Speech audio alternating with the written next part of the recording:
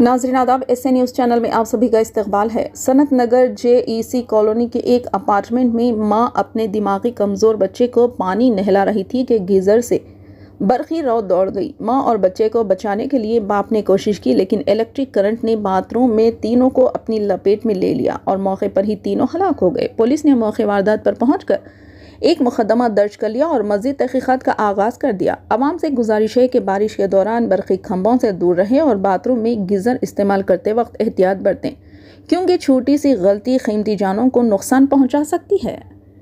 इसी तरह की ताज़ा तरीन खबरों से जुड़े रहने के लिए चैनल को लाइक करें, शेयर करें और सब्सक्राइब ज़रूर कर लें।